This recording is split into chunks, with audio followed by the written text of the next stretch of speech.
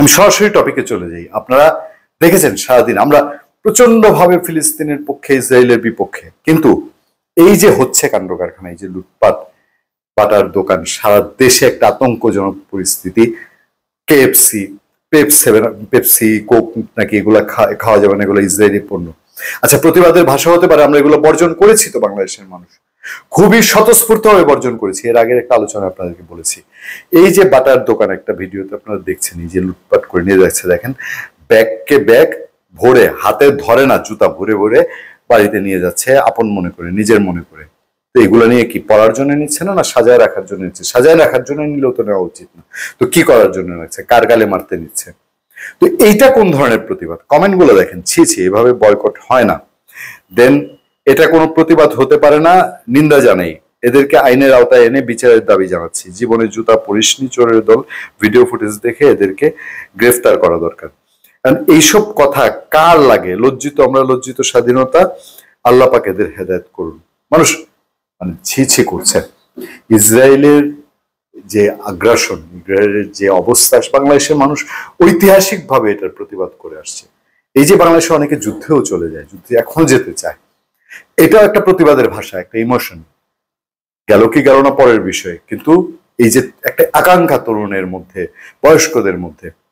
আর যেটা শুরুতে বললাম, ইসরায়েলের পণ্য বাংলাদেশ স্বতঃস্ফূর্তভাবে যে বর্জন করেছে, আমি আবার রিপিট করি, বাংলাদেশে আপনারা যারা মার্কেটে যান, বাজারে যান, যারা ব্যবসা করেন, হোলসেল ব্যবসা করেন, তারা খুব ভালো করে জানেন বাংলাদেশের মানুষ স্বতঃস্ফূর্তভাবে ইসরায়েলের অনেক পণ্য বর্জন করেছে। এটাই তো বড় একটা চপেটাঘাত, একটা জুতা মারা বড়। কিন্তু যাদের যেগুলা ইসরায়েলি পণ্য বলছেন বলে কেএফসি লোড করে কোক নিয়ে পাড়ার গলিতে গিয়া কোক খাচ্ছে, তো এটা কোন ধরনের প্রতিবাদ? জুতা জোড়ায় জোড়ায় জাত মিলায় লুটপাট করছে বাটার দোকানে, আর জাত মিলায় তারা ঘরে নিয়ে যাচ্ছে, দুদিন পরে পড়বে না, এটা কোন ধরনের প্রতিবাদ?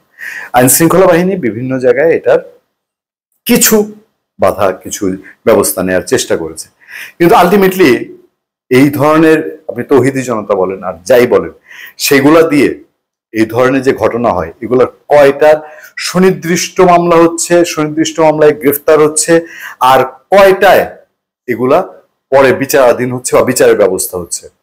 তাহলে সরকারকে নিয়ে প্রশ্ন ওঠে না? বলেন, বাংলাদেশকে নিয়ে আমেরিকার সংবাদ মাধ্যম, ভারতের সংবাদ মাধ্যম, তারা সাংঘাতিক প্রোপাগান্ডা ছড়াচ্ছে, বাংলাদেশ চরমপন্থীদের উত্থান হচ্ছে, ইসলামী চরমপন্থীদের উত্থান হচ্ছে, সেরকম একটা উর্বর ভূমি হয়ে গেছে।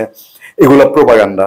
প্রধান উপদেষ্টার প্রেস সচিব তিনি বলছেন যে বাংলাদেশের চরমপন্থার কোনো সুযোগ নেই, ভবিষ্যতেও কোনোদিন হবে না, তিনি এখন সার্টিফিকেট দিচ্ছেন।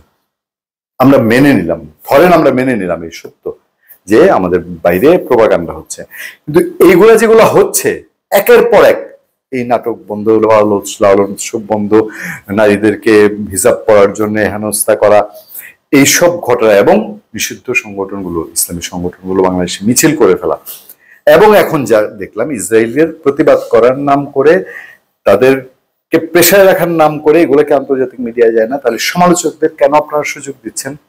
সমালোচকদের হাতে অস্ত্র কেন তুলে দিচ্ছেন? তারা তো বাইরে এগুলো নিয়ে পুঁজি করে। তাহলে আপনারা এর বিরুদ্ধে কতটুকু শক্ত ব্যবস্থা নিচ্ছেন? ধন্যবাদ সবাইকে, ভালো থাকবেন, সুস্থ থাকবেন। সত্য, করুণা এবং সহিষ্ণুতার সাথে আপনাদের সাথে আমি আতিক রহমান পূর্ণিয়া।